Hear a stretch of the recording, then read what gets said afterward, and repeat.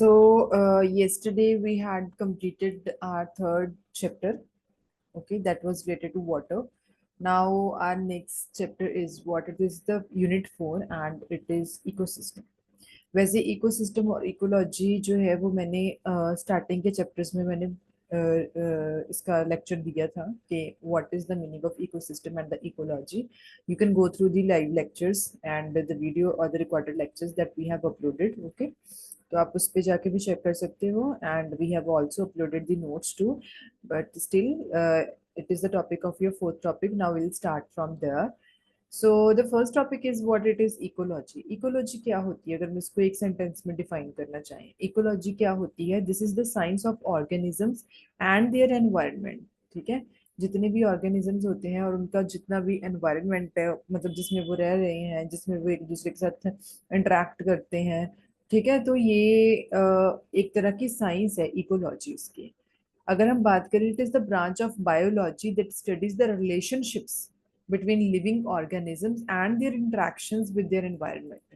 So ये आपका ecology का मतलब होता है. इकोलॉजी क्या है? एक तरह की साइंस जो कि आपको इंफॉर्मेशन देती है जितने भी लिविंग ऑर्गेनिजम्स हैं और उनकी इंटरेक्शंस आपस में, उनकी आपस में क्या रिलेशनशिप्स है, उसके बारे में इकोलॉजी जो है वो हमें बताती है. और ये क्या क्या चीजों को कवर करती है? Distribution, abundance, interactions of organisms at various scales na, ranging from individuals, populations to communities, ecosystem, biosphere as a whole. तो ये सारे टॉपिक्स को, मतलब इन सब चीजों को कंसीडर करती है इकोलॉजी जो है. इन सब चीजों की स्टडी है. कैसे डिस्ट्रीब्यूशन हो रही है, कौन सी चीज वहां पे अवेलेबल है, इंटरेक्शन कैसे, उनकी इंटरेक्शन किस बिहाफ पे है, कहाँ से स्टार्ट होके कहाँ पे वो खत्म होती है. तो this is known as the ecology. एक ब्रॉड फील्ड है. It is a broad field with several major branches ना, each focusing on the different aspects of the interactions between the organism and their environment. तो आपने ये चीज याद रखनी है. इकोलॉजी अगर हम बात करें, इकोलॉजी है क्या? ये एक ऐसी स्टडी है जो आपको ऑर्गेनिज्म, लिविंग ऑर्गेनिजम्स के बारे में इंफॉर्मेशन देती है और उनके एनवायरनमेंट, मतलब वो किस एनवायरनमेंट में रहते हैं, एक दूसरे के साथ उनके आपस में क्या क्या रिलेशनशिप्स हैं और क्या क्या उनके कैसे वो एक दूसरे के साथ इंटरेक्ट करते हैं. तो एक ब्रॉड फील्ड है, काफी सारे एस्पेक्ट्स को अपने अंडर कवर करता है. ठीक है, तो अब हम इनके अंदर कोई इनके जो बेसिकली जो इनकी मेजर ब्रांचेस हैं, कौन कौन सी इसकी ब्रांचेस हैं और कौन कौन चीजें इसके कौन से टॉपिक्स के अंदर कवर हो रहे हैं, विल स्टार्ट देम ना. The first is what? Organism ecology. Organism की इकोलॉजी, इसका फोकस क्या है? ऑर्गेनिज्म इकोलॉजी क्या होती है? ठीक है, तो ये है कि ये ब्रांच किस स्टडी करती है? This branch studies individual organisms, सारे organisms, and how they adapt to their environment. वो अपने एनवायरनमेंट को कैसे अडेप्ट करते हैं.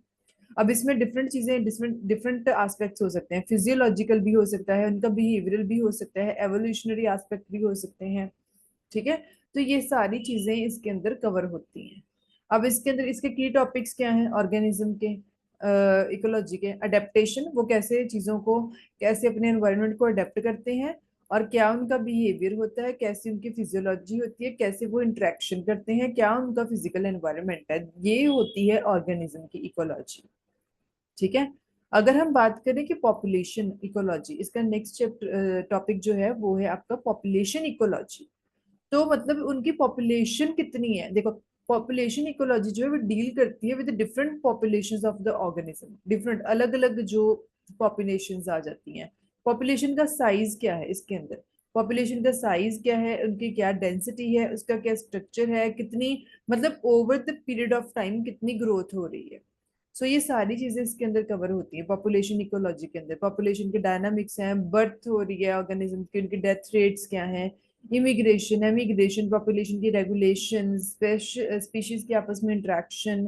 तो ये सारी चीजें पॉपुलेशन की इकोलॉजी के अंदर जो है वहां पे कवर होती है. ये आपने याद रखना है. ऑर्गेनिजम्स के अंदर हम लोग क्या करते हैं कि वो अडेप्टेशन, उनका एनवायरनमेंट क्या है, उनका बिहेवियर क्या है, ये सारी चीजें इसके अंदर कवर होती हैं. पॉपुलेशन इकोलॉजी क्या है? पॉपुलेशन के अंदर जितनी भी पॉपुलेशन है ऑर्गेनिजम्स की, उनके बारे में स्टडी होती है. चाहे वो पॉपुलेशन का साइज हो, चाहे उसकी डेंसिटी हो, चाहे उसका स्ट्रक्चर हो, चाहे उसकी ग्रोथ हो. ठीक है, ये पॉपुलेशन इकोलॉजी होती है. उसके बाद हमारे पास आती है next, that is known as community ecology. Communities, different communities हो सकती है। This branch examines how different species interact with the community and the structure and the functions of these communities ना, जो डिफरेंट सॉर्ट ऑफ स्पीशीज है ना एक particular community के अंदर, वो दूसरी कम्युनिटी के जो लिविंग ऑर्गेनिजम्स हैं उनके साथ वो कैसे इंटरेक्ट करते हैं, आपस में उनका मतलब क्या फंक्शन है, ठीक है, उनकी इंटरेक्शन उसको बोला जाता है। अब इसमें डिफरेंट काइंड ऑफ स्पीशीज की डिफरेंट इंटरेक्शंस आ सकती हैं, प्रिडेशन हो सकती है, कंपटीशन हो सकता है, ठीक है। कम्युनिटी के स्ट्रक्चर जो हम पहले पढ़ चुके हैं, उसकी डाइवर्सिटी क्या है, डिफरेंट चीजें, मतलब ये इकोलॉजी बहुत ब्रॉड है। डाइवर्सिटी जैसे हम बोलते हैं ना कि डाइवर्स होना, कि बहुत सारी चीजों को अपने अंडर कवर करना, तो ये काफी सारी चीजें इसके अंदर आती हैं जिनको ये कवर करते हैं। तो आप इनके अंदर सिर्फ आप इनका ये मीनिंग समझना कि आपको बहुत ज्यादा डीप जाने की जरूरत नहीं है, सिर्फ ये देखो कि ऑर्गेनिज्म इकोलॉजी का बेसिक पर्पस क्या है, पॉपुलेशन किसके ऊपर फोकस करती है, कम्युनिटी किसके ऊपर फोकस करती है, so different sorts of ecologies are there, ठीक है।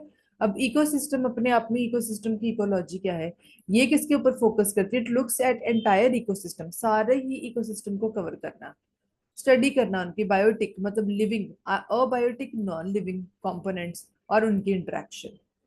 सो इसका फोकस क्या है, मेनली एनर्जी फ्लो, न्यूट्रिएंट, उनका न्यूट्रिएंट का cycle with in an ecosystem, ठीक है। एनर्जी फ्लो है, न्यूट्रिएंट साइकिल है, लाइक कार्बन नाइट्रोजन साइकिल्स जो है, इकोसिस्टम की प्रोडक्टिविटी है, और कैसे वो एनवायरनमेंट के अंदर उसके अंदर कोई चेंजेस हो रहे हैं वो उसको कैसे इफेक्ट कर रहा है। तो ये सारा हमारे पास क्या होता है, इकोसिस्टम की इकोलॉजी होती है। उसके बाद हमारे पास क्या आता है, ग्लोबल इकोलॉजी, बायोस्फेयर, जो ग्लोबली मतलब जिसके इफेक्ट्स जो होंगे जिनको वो कवर करेगा। ये क्या होती है, ecological process on a planetary scale considering the interaction among the earth ecosystem, इसीलिए इसको बोला जाता है ग्लोबल इकोलॉजी, अर्थ का इकोसिस्टम, ठीक है, उसकी interaction, how they are influenced by global processes.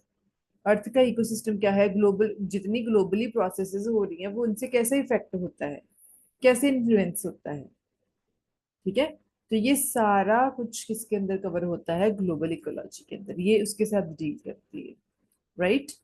So this is the different sort of ecologies. आपको इको इसके 10 मार्क्स में क्वेश्चन आ सकता है, इकोलॉजी क्या है and how many kinds of ecologies are there, what is their main purpose. So आपको ये सारी चीजें इसके अंदर कवर करनी है। उसके बाद हमारे पास, अब जैसे हमने पहले ही पढ़ा कि इकोसिस्टम, वैसे मैंने फर्स्ट चैप्टर्स में आप लोगों को बता चुकी हूँ कि इकोसिस्टम है क्या, ठीक है। इकोसिस्टम क्या है, ऑब्वियसली बात है, it is mandatory for the sustaining life on the earth ना, इको सस्टेन करके रखना, मेंटेन करके रखना लाइफ लाइफ को अर्थ के ऊपर। तो ये है क्या इकोसिस्टम, मैं दोबारा से आपको फिर से वही चीजें डिफाइन करने जा रही हूँ जो हम पुराने चैप्टर्स में कर चुके हैं, कि ये कॉम्प्लेक्स नेटवर्क है किसका, लिविंग ऑर्गेनिजम्स का। लिविंग ऑर्गेनिजम्स के अंदर कौन कौन सी चीजें आती हैं, प्लांट्स है, एनिमल्स है, माइक्रो ऑर्गेनिजम्स हैं, वो कैसे एक दूसरे के साथ इंटरेक्ट करते हैं, उनका फिजिकल एनवायरनमेंट कैसा है, लाइक एयर, हवा, पानी, सॉइल, मिट्टी, ये सारी चीजें। तो इकोसिस्टम ये क्या है, एक बहुत बड़ा नेटवर्क है इन सब चीजों का। They can very greatly in size भी हो सकते हैं, कॉम्प्लेक्सिटी भी हो सकती है, ठीक है। अब इसके अंदर, अब ये जो फंक्शनैलिटी है ये डिपेंड करती है, इकोसिस्टम को सस्टेन करके रखना जो है, एक ये डिफरेंट फंक्शनैलिटी है, बहुत सारी प्रोसेसेस के ऊपर डिपेंड करती है, कैसे इनको बैलेंस किया जाए, कैसे फ्लो ऑफ एनर्जी को मतलब कैसे मेंटेन करना है, कैसे उसके न्यूट्रिएंट्स को मेंटेन करके रखना है, कैसे उसका साइकिल जो है, उसके साइकिल का फ्लो कैसे है वो मतलब मेंटेन करना, तो ये सारी चीजें इसके अंदर कवर हो रही हैं। तो ये सारी प्रोसेसेस आपस में इंटरकनेक्टेड होती हैं, ठीक है। अब इसके अंदर कौन कौन से फंक्शन हो सकते हैं, पहली बात तो हमारे पास आता है एनर्जी फ्लो। एनर्जी फ्लो क्या है, कैसे स्टार्ट हो रहा है, या देखो जितने भी लिविंग ऑर्गेनिजम्स हैं, हर एक को जीने के लिए, हर एक को अपनी लाइफ के लिए डिफरेंट सॉर्ट ऑफ एनर्जीज की जरूरत होती है, तो वो एनर्जी का फ्लो कैसे होएगा, कैसे कब को मतलब किस ऑर्गेनिज्म को कितनी एनर्जी चाहिए, या वो कैसे आगे फर्दर उसका फ्लो जो है वो मेंटेन हो रहा है, वो सारा कुछ इसके अंदर कवर होता है, एनर्जी फ्लो। अब इसके डिस्क्रिप्शन क्या है, एक इकोसिस्टम के अंदर जो एनर्जी का फ्लो होता है वो कहाँ से स्टार्ट होता है, by capturing of the solar energy by producers. कौन से प्रोड्यूसर्स होते हैं सोलर एनर्जी के? लाइक इसके प्लांट्स हो सकते हैं, ठीक है, with the help of photosynthesis. So ये जो energy it is then transferred through the food chain as organism consume one another. ऐसे होता है ना लाइफ, ये जो होता है ना, हम बोलते हैं ना फूड चेन बन रही है, प्लांट्स को खा रहे हैं कोई आगे फर्दर, जैसे लेट सपोज एक एक एक कोई एनिमल है वो प्लांट को खा रहा है, आगे फर्दर उस छोटे एनिमल को बड़ा एनिमल खा रहा है, तो वो एक साइकिल बनता जाता है, वो एक चेन बनती जाती है, ठीक है। सो ये है, ये इससे वो एनर्जी एक एनर्जी का फ्लो बनता है, ये एनर्जी फ्लो होता है moving from producers to primary consumers. कहाँ से एनर्जी प्रोड्यूस हो रही है और कौन उसका मेजर बहुत बड़ा कंज्यूमर है, कौन इसको कंज्यूम कर रहा है?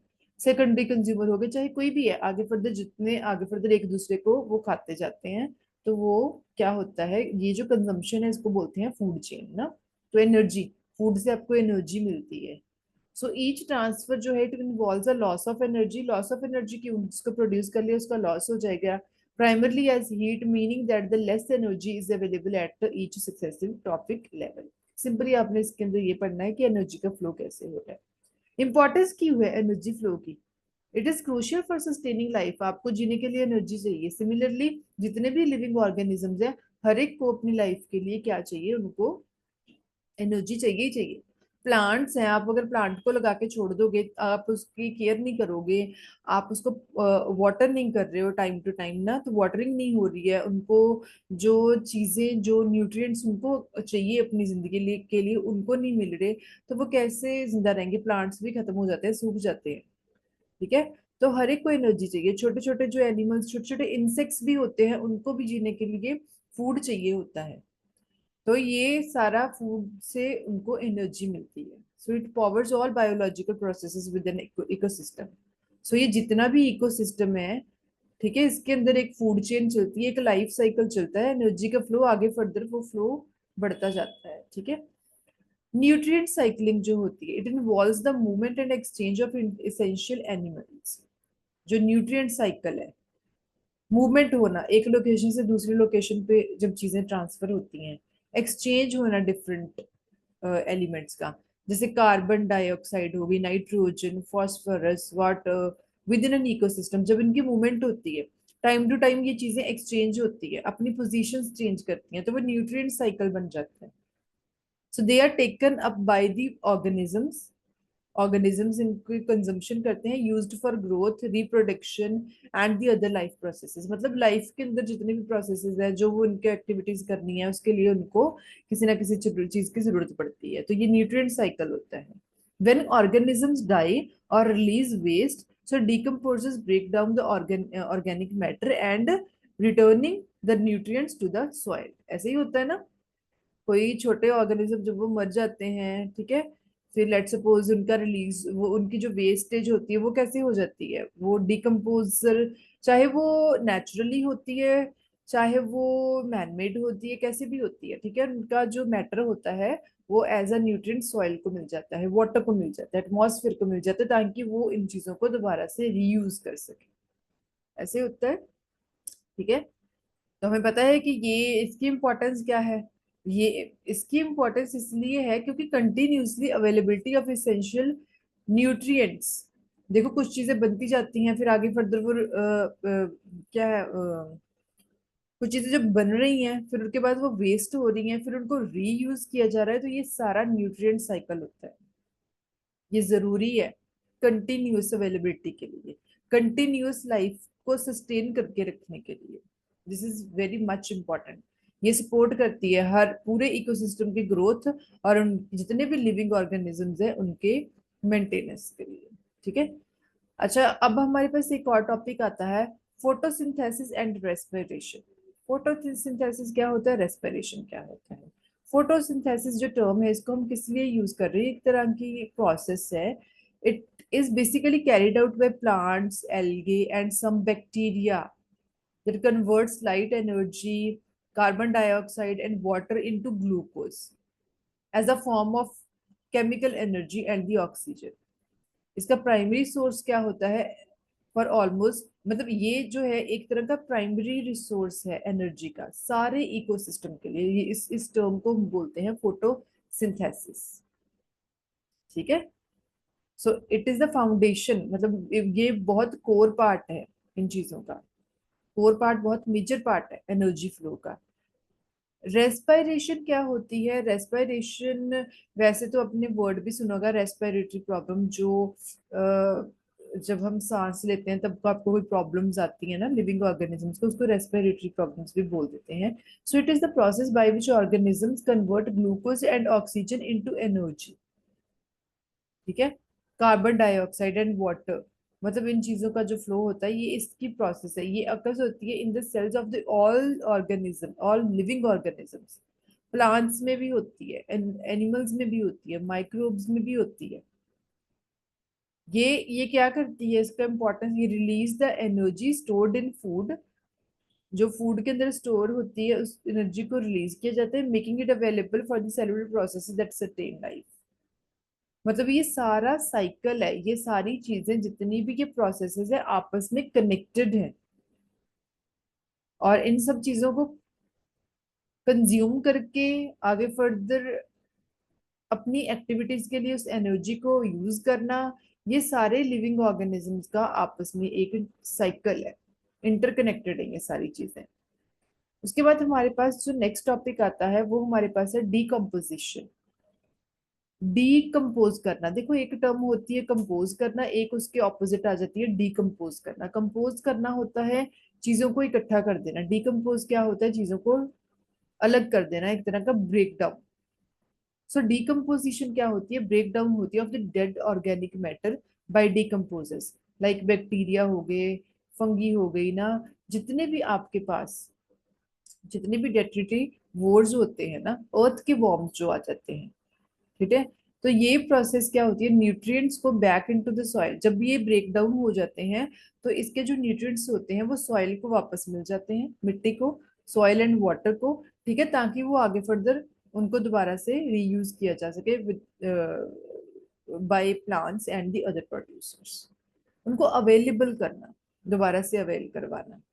सो ये भी एक बहुत इस साइकिल की एक बहुत इंपॉर्टेंट प्रोसेस है। तो ये हमारे पास अलग अलग इसकी प्रोसेसेस आई हैं, या इसके एक डिफरेंट प्रोसेसेस थे जो मेक इसको एक इकोसिस्टम की फंक्शनिंग के लिए बहुत जरूरी होते हैं। एनर्जी फ्लो, न्यूट्रिएंट का साइकिल जो है, ये सारी छोटी छोटी प्रोसेसेस है, but these are quite essential.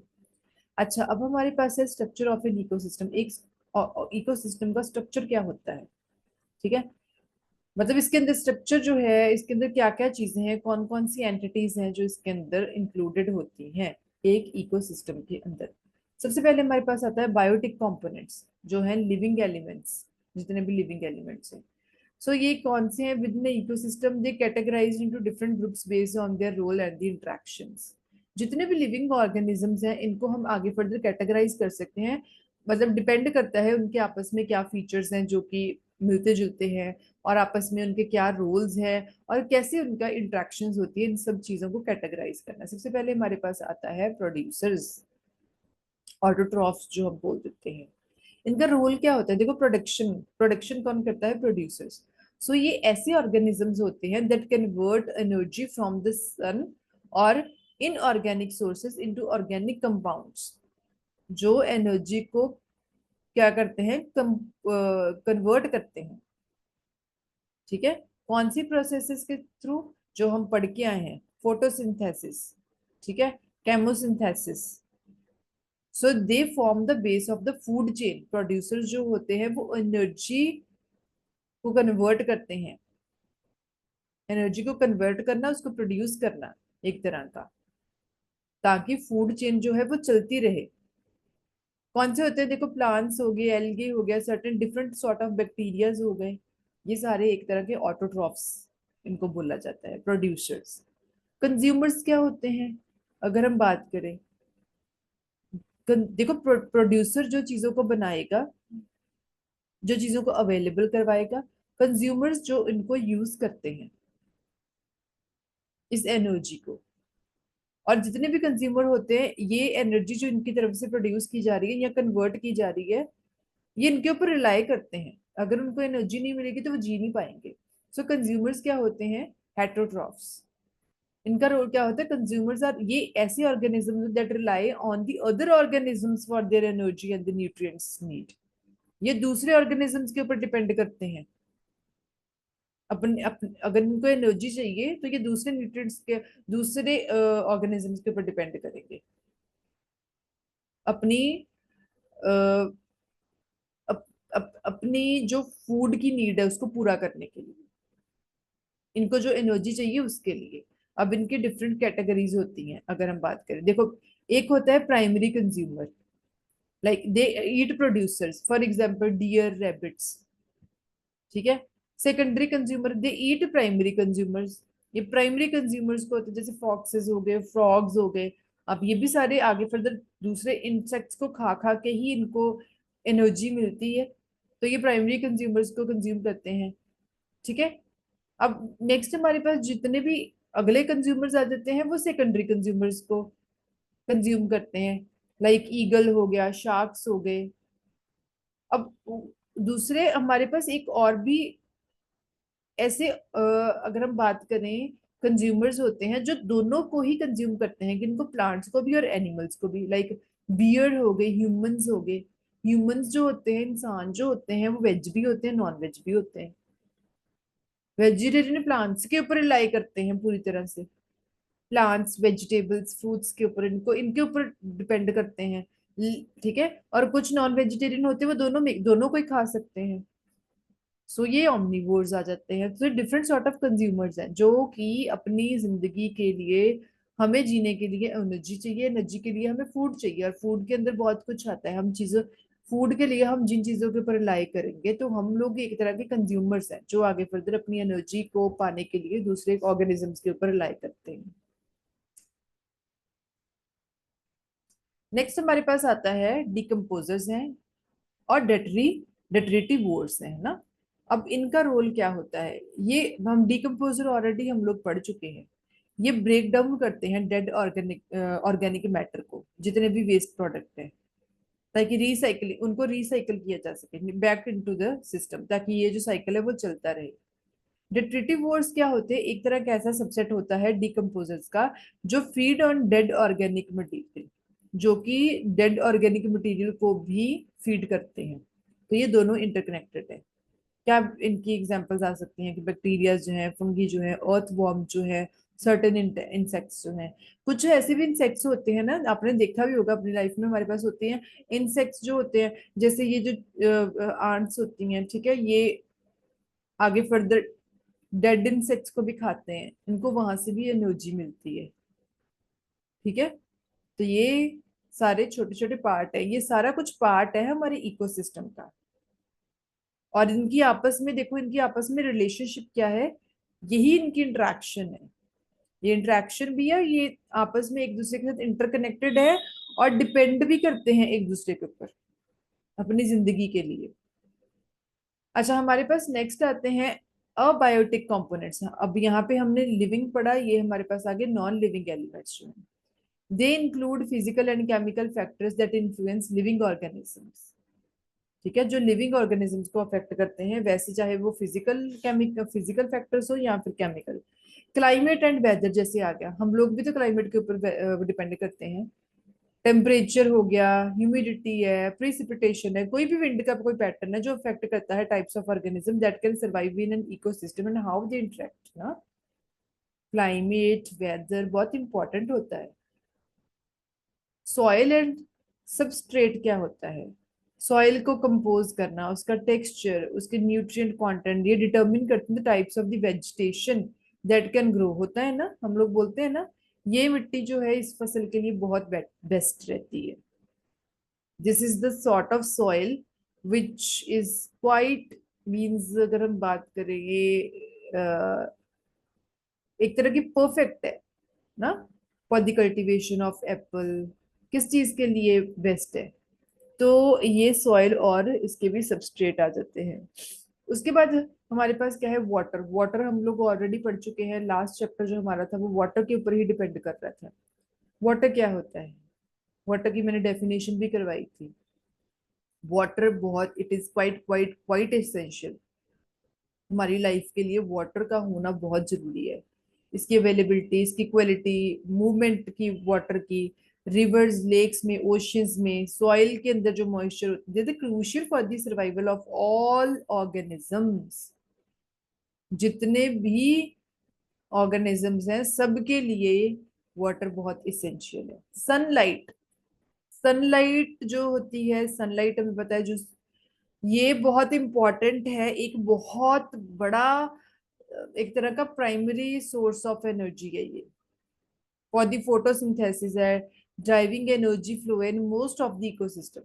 Sunlight ना हो ना तो किसी को एनर्जी नहीं मिल सकती।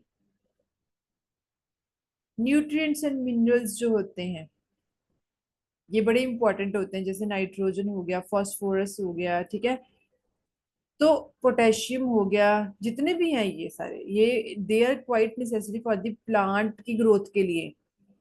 प्लांट्स को अगर ये सारे एलिमेंट्स नहीं मिलेंगे तो प्लांट्स की ग्रोथ नहीं होगी। प्लांट्स की ग्रोथ नहीं होगी तो आप देखो कि कितना बड़ा नुकसान हो, कितनी जनरेशन है जिनको एनर्जी नहीं मिलेगी, by extension entire food web ना। उसके बाद हमारे पास आता है ट्रॉफिक स्ट्रक्चर। ये एक ट्रॉफिक स्ट्रक्चर है इकोसिस्टम का। ये एक तरह का हायरार्किकल है। हायरार्किकल अरेंजमेंट क्या होता है? हायरार्किकल अरेंजमेंट होता है जैसे पेरेंट चाइल्ड की रिलेशनशिप होती है। हमारे पेरेंट्स हैं, हम उन पेरेंट्स के आगे फर्दर हम उनके बच्चे हैं, तो हमारे अंदर उनके फीचर्स हैं, ठीक है, आने वाली जनरेशन के अंदर हमारे फीचर्स होते हैं। तो वो एक तरह का, इसको बोला जाता है कि ये एक सा ऑर्गेनिज्म का है, based on there feeding relationships and the energy transfer. ये रिलेशन आपस में इनके रिलेशनशिप्स, अब इनके क्या क्या लेवल हैं? पहले तो primary producer, they occupy the first trophic level. पहला लेवल उनका होता है। Primary consumer, they occupy the second trophic level. Secondary consumer होते हैं, थर्ड होते हैं, third level and so on. पहले पहला लेवल इनका है, प्राइमरी प्रोड्यूसर का। उसके बाद प्राइमरी कंज्यूमर्स इनके इनको कंज्यूम करते हैं, second trophic level, secondary consumer उनको आगे फर्दर थर्ड लेवल के ऊपर लाई करते हैं। तो इनकी आपस में कनेक्टिविटी होती जाती है, जैसे जनरेशन की आपस में कनेक्टिविटी हो जाती है, उसको हायरार्किकल बोलते हैं। अच्छा, फूड चेन्स और फूड वेब्स, हमने जैसे पहले ही पढ़ा कि फूड चेन क्या है। कोई इंसेक्ट्स को खा रहा है, इंसेक्ट्स को आगे फिर इंसेक्ट्स आगे फिर प्लांट्स को खा रहे हैं, वो किसी को, एक पर्सन दूसरे को खा रहा है, तीसरा पर्सन दूसरे को खा रहा है, चौथा पर्सन तीसरे को खा रहा है। तो ये एक फूड चेन बनती जाती है, एक linear sequence of who Yeats whom, कौन किसको खाएगा, कौन किसको खाता है, किसको किससे एनर्जी मिलती है, वो फूड चेन आ जाती है, इलस्ट्रेटिंग डायरेक्ट फीडिंग रिलेशनशिप्स ना। तो ये एक लीनियर फूड चेन जो होती है वो एक लीनियर रिलेशनशिप होती है। वेब जो होता है वो एक नेटवर्क होता है, हम बोलते हैं ना वर्ल्ड वाइड वेब। ये एक नेटवर्क है ऑफ इंटरकनेक्टेड फूड चेन्स। जो फूड चेन्स आपस में इंटरकनेक्टेड है उनका नेटवर्क जो बन जाता है उसको फूड वेब बोला जाता है, representing multiple feeding relationships in an ecosystem. ये मल्टीपल फीडिंग रिलेशनशिप्स को डिफाइन करता है, जबकि ये एक सिंगल सीक्वेंस जो है फूड हैबिट्स का उसको डिफाइन करते हैं। अब अगर हम बात करें, हमारे पास एक और टॉपिक आता है, वो क्या है? स्पैटियल स्ट्रक्चर आ गया है। इनका क्या है? ये भी अरेंजमेंट बताते हैं, अरेंजमेंट बताते हैं ऑर्गेनिजम्स का, और उनका हैबिटेट्स क्या है। हैबिटेट क्या होता है? एक पर्टिकुलर एनवायरनमेंट होता है जहां पे की ऑर्गेनिजम्स रहते हैं, such as forest floor, coral reef, pond हो गया। जैसे पॉन्ड है वो एक तरह की, जो वाटर के अंदर जो ऑर्गेनिजम्स रहते हैं वो उनका एक तरह का हैबिटेट होगा। कहाँ पे आप रहते हो, ऐसा एनवायरनमेंट। नीश आ जाता है, इसका रोल क्या है? The role of function of an organism within its habitat including its interaction with the other species and the its use of resources. Vertical stratification क्या आ जाती है? बहुत सारे इकोसिस्टम होते हैं where the vertical layering of habitat ना, like canopy, understory, forest floor in a forest, और different water depths in aquatic ecosystem, तो वर्टिकल स्ट्रेटिफिकेशन आ जाती है, ठीक है। दोबारा शेयर कर रही हूँ आपको लिंक, ये जो मीटिंग है it's going to end, okay. Rest वाला हम इसके अंदर कवर करते हैं।